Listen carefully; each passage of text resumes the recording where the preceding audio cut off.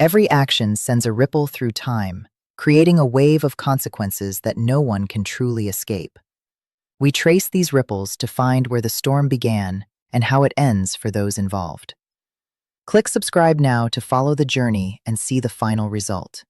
The morning light had just started to creep through my kitchen curtains when I stood at my sink, rinsing my coffee mug, looking out at the backyard I had tended for 31 years. The rose bushes along the fence were blooming again, deep red, the same ones my mother planted the summer before she passed. I remember thinking, this is mine. All of this is mine. I had earned every inch of it. I want you to keep that image in your mind as I tell you what happened next, because in less than 18 months, I would be standing in that same kitchen in my own home being told that I was no longer welcome in it. My name is Dorothy. I am 64 years old. I retired 3 years ago, after 28 years, as a hospital administrator in Columbus, Ohio. I was not rich, but I was comfortable. I owned my home outright. I had savings. I had my health. I had my garden, my book club on Thursday evenings, and my cat, Biscuit, who had strong opinions about everything and made no apologies for any of them. What I did not have was my daughter living under my roof. Until she did. My daughter, I will call her my daughter throughout this, because that is what she is. Whatever else has happened is 36 years old. She had been living in Phoenix for 8 years with a man I never trusted. I kept that opinion largely to myself because she was an adult and it was not my place to manage her choices. I said my piece once, carefully. When she first introduced him to me at Thanksgiving 5 years ago, he had the kind of smile that worked very hard to be charming and somehow missed the mark. I smiled back and said nothing more. They broke up in the spring of last year. She called me on a Wednesday evening, crying. Her voice, that particular kind of exhausted, that comes from weeks of holding something together that has already fallen apart. She had already put in her notice at her job. She had already arranged for her things to be shipped. She was calling to tell me, not to ask me. Mom, I just need a few months to get back on my feet. I'll find work here. I can't stay in Phoenix. I understood. I did. I told her to come home. What I did not know, what she did not mention on that Wednesday phone call, or the Thursday call, or the Friday she drove her car into my driveway with a U-Haul trailer attached, was that she would not be arriving alone. His name was Marcus. He was 41 years old. He drove a truck with a bumper sticker I didn't like and carried himself like a man who had never once been told no by anyone who mattered to him. He had been my daughter's boyfriend for, as best I could calculate, approximately 6 weeks at the time they pulled into my driveway. She introduced him standing in my entryway, his hand already resting on the wall like he was taking measurements. Mom, this is Marcus. I hope it's okay, he's going to help me get settled. He did not leave for the next 14 months. I want to be honest with you about something. I did not handle the early weeks as firmly as I should have. I was so relieved to have my daughter home, so glad to hear her laughing again in the kitchen, that I let things slide that I should have addressed immediately. When Marcus started staying for dinner every night, I told myself it was temporary. When he started leaving his jacket on my coat rack, I moved it to the closet and said nothing. When I came home from my Thursday book club to find him sitting in my armchair watching my television with a bowl of my cereal, I went upstairs and called my friend Patricia and whispered my frustration into the phone like I was a guest in my own house. That was my first mistake, and I knew it even as I was making it. By the second month, Marcus had moved a duffel bag into my daughter's room. By the third month, it was 2 suitcases and a guitar he never played. By month 4, he had rearranged my garage without asking, because he said the previous arrangement didn't make sense. He said this to me in my own garage, standing next to my late husband's workbench. And he said it the way someone says you've been holding your fork wrong your whole life. I sat my daughter down in September, just the 2 of us, on the back porch while Marcus was out. I kept my voice level. I told her I was glad she was home. I told her I wanted her to have space to heal and rebuild. And I told her that Marcus needed to find his own place, and she was welcome to see him as much as she liked, but he could not continue to live in my home without my agreement, without any contribution, without any conversation about expectations. She looked at her hands for a long moment. Mom, she said, he's going through some things right now. He just needs a little more time. He is going through some things, I said, in my house. That is the part I need you to hear. She told me she would talk to him. I believe she intended to. I also believe he talked first and longer.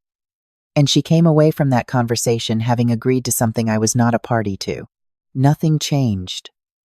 Or rather, things changed, but not in the direction I had intended.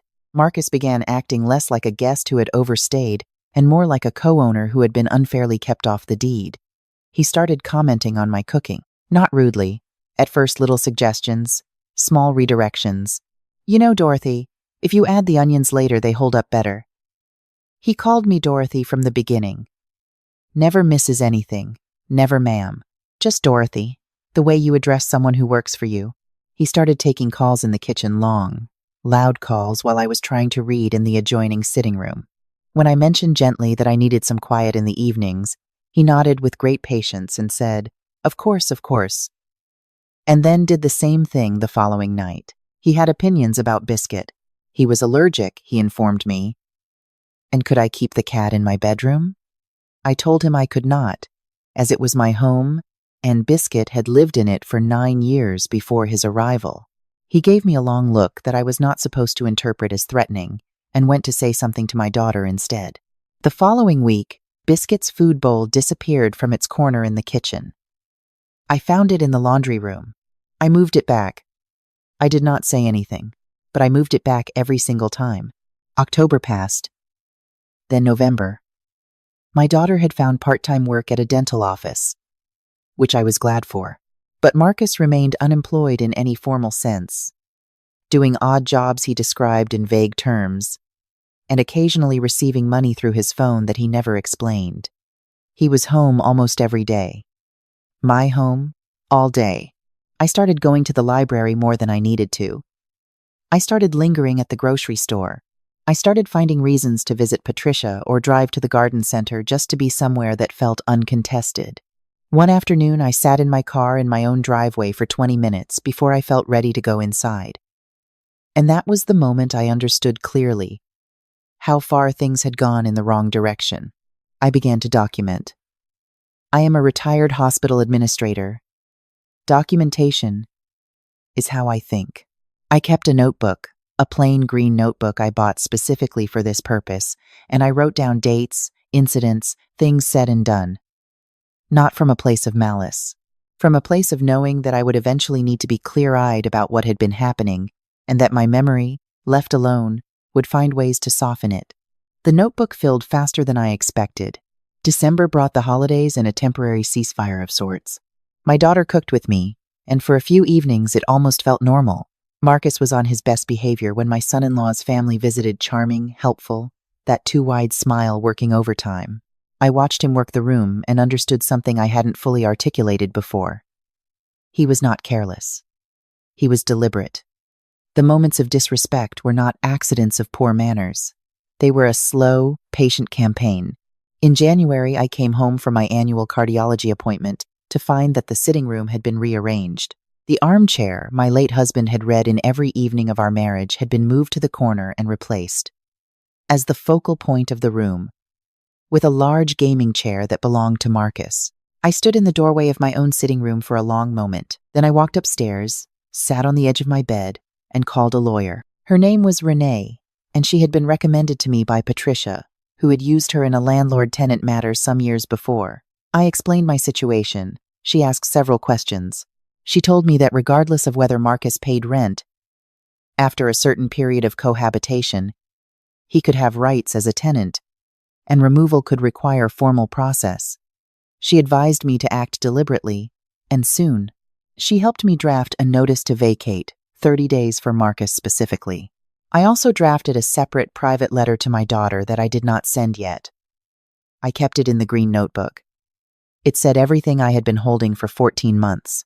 I wanted it to exist somewhere, even if she wasn't ready to receive it. I served Marcus his notice on a Tuesday evening in February. I waited until after dinner, when my daughter had gone upstairs to change. I set the envelope on the kitchen table in front of him, and I stood. He looked at it. He looked at me. He did not open it. "What is this?" he said. It was not quite a question.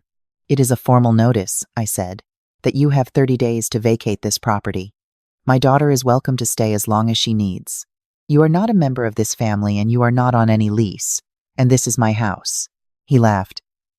It was a short, dismissive sound, the kind designed to make you feel foolish for taking yourself seriously. Dorothy, he said, shaking his head, you need to be careful about the kind of energy you put into your household. Open the envelope, I said. He didn't, but he heard me. What I had not anticipated, what I should have anticipated, with 14 months of that green notebook behind me, was how quickly he would move to reframe the situation to my daughter. I don't know exactly what he told her that night. I was in my bedroom reading when I heard their voices, low and urgent, on the other side of the wall. I heard my daughter say my name twice. I heard a door close.